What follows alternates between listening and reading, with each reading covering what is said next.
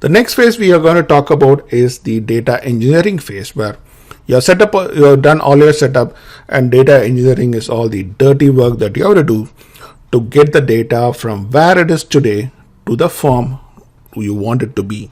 So data is out there all over the place, dirty, unmanaged. You got to get that data together, get your act together, get all the data together, beat them up, put them all to one single logical nice destination where you can then do any of your further analysis. The first stage in data engineering is data acquisition, acquiring data.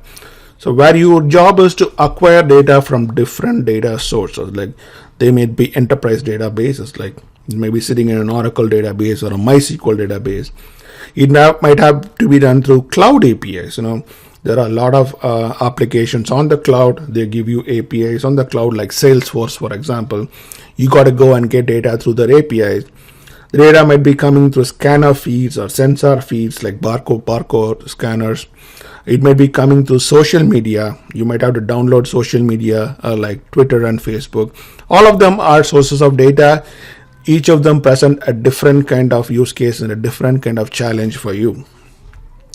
Sometimes the data feeds might also be coming in real time. It may be coming in bulk. It might be coming in interval data also. So all that creates different problems for you. One of the most important thing about data acquisition is sanity checking, making sure that you've got all the data that you need and there is no data that is lost in the transport layer. So the sanity test checking is an important part of data acquisition. It is the most cumbersome and time consuming step to set up. Why it is cumbersome and time consuming to set up, I'm not saying to acquire, to set up, is because when you have all these data sources, what comes with it is things like security. There are people who are owning these databases. There are security policies involved. There are sharing policies involved. So you're going to be spending a lot of time establishing connections to the missions involved and the human beings who control the missions. And this can be really time frustrating because as a data scientist, if you are really close to the data, that is like heaven. If you already are in the IT department and the data source is also in the IT department, possibly you don't have a lot of issues. But you are not in the IT department, you are maybe a consultant, you are in a different department, and your data is sitting there in enterprise databases, it is sitting in the cloud, then it becomes all the more cumbersome to talk to all the people involved, explain to them what data you need, why you need the data and what format it is, and getting them to share the data and going through all the organizational crap is going to be a lot of time and effort involved. So this is a very cumbersome, frustrating. This is the dirty work that you have to do. Data cleansing. Once you get the data, you have to cleanse it. Why do you have to cleanse it? Because data have different degrees of cleanliness and completeness. Not all data that you're going to be getting is clean and complete. Structured data from corporate applications, like sitting in the database, are usually clean and complete. So you don't have to worry about it. It's already clean, already complete, already in the format you want them to be. No problems. But data that you're getting from internet, from social media, from voice transcripts, all of them might need significant cleansing. Data is dirty, incomplete, and all kinds of multiple formats. Let's say if you look at any of the Twitter feeds, they are not complete sentences. There are a lot of abbreviations and all kinds of things, junk is sitting there. They all needs to be cleaned up. And missing data, that's another big important point. What about missing data? You might be missing attributes for certain columns or certain you might be missing values for certain attributes. How are you going to handle them? Are you going to give them a value? Because if you put something like NA in there, for example, your machine learning algorithm doesn't understand NA. It is going to think NA is another value. If you put 0 as a value for some number, your algorithm is going to think, okay, 0 is some value. How do you tell your machine learning algorithm 0 means not available, null, versus it has got some value? That's not an easy thing to do. A lot of times you have to put replacement, default data in there, and they might affect your machine learning algorithms. So missing data handling is a very key decision to make here. Cleansing example are like you are normalizing date formats, right? Sometimes data is in MMDD, DDMM, MMDD, all kinds of formats. You want to normalize and standardize them to one format before you can start using them. Standardizing on decimal places. Sometimes the data is coming on 1.23. Sometimes it is going to use the exponential format for a number.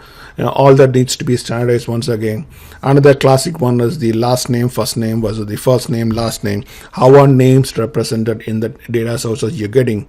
What formats they are. All of them needs to be like standardized. That is one part of the cleansing process. And more importantly, if you're getting like text feeds from somewhere, you have to do a lot of cleansing for text. That's a whole domain in itself. What do you do with text cleansing? So all that work needs to be done before you can start using the data for any other analysis. Data transformation.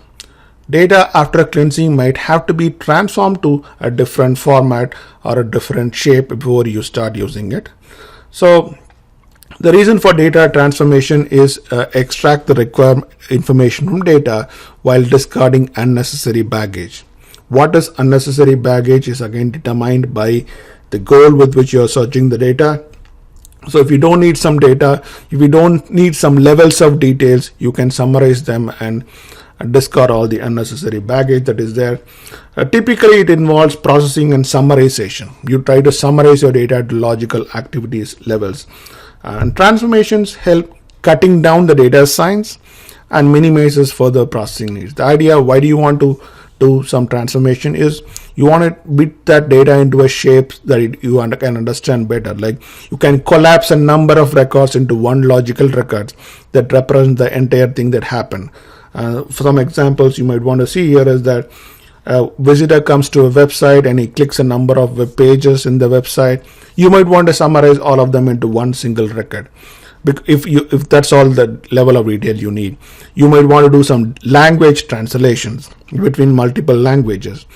So if there is medical sensor data that is coming, let's say there is a sensor that is capturing your blood pressure every second and sending you a blood pressure reading, maybe you want to summarize it by interval. You can take a 30-minute interval and then summarize and say, in this 30-minute interval, what is the maximum reading, what is the minimum reading, what is the average reading, things like that, and summarize it also. It again depends upon your use case, what kind of transformation you want to do, and summarize it in this case. Summarize it. After transformation comes data enrichment. Enrichment is about adding some additional attributes to data that improves the quality of information. You want to add some more information to your data that can make your analysis a lot better. So what kind of information that you can add? For example, you can get information, the demographic information from a customer database to a point of sale transaction record. So a point of sale transaction record is just going to have your customer name, your customer credit card number, and what products he brought. Now you can get the customer's demographic information from a third-party database, like what is this customer's age, marital status, education, income levels, and you can attach that to this data. Once you attach that to the data, then what you can do is you can do some analysis as to which products people buy, like people, let's say milk. Who buys milk? Is it people who are male or female?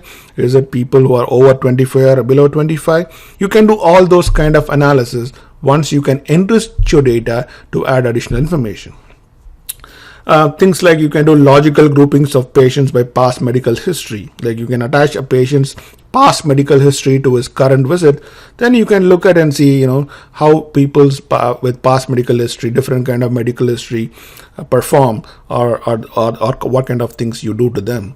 So enriching data is a very important step. Adding more data, more meaningful data gives you better insights into what data you have there.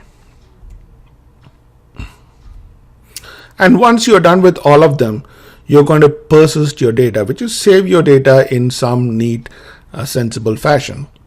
Processed data is stored in a reliable, retrievable data sink. So you want to process all your data and put them in a nice, reliable, retrievable data sink. And all relevant information captured in a single local record as much as possible.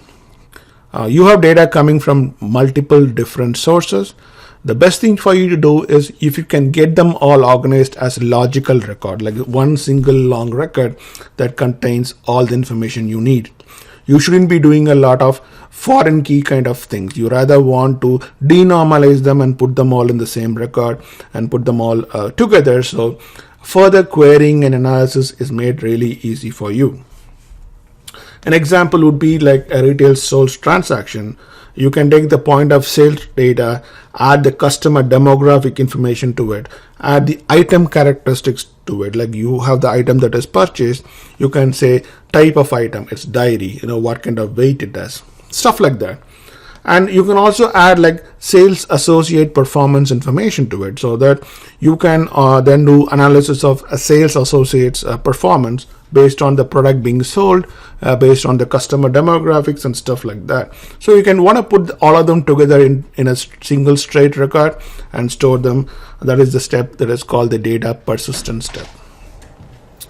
And finally, scaling and query performance are pretty important factors. Of course, this goes into the data architecture domain, where the data architect's job is to design your data sink in such a way that it can hold all the data that you have and has got a reasonable scaling, it's got good query performance, and all of that to help you in the next step, which is the analytics steps. Data, of course, you can store them as flat files, traditional SQL databases, and then of course today you have all the big data technologies like Hadoop and its databases like HBase that you want to store your data about. So this completes the second phase of a data science project.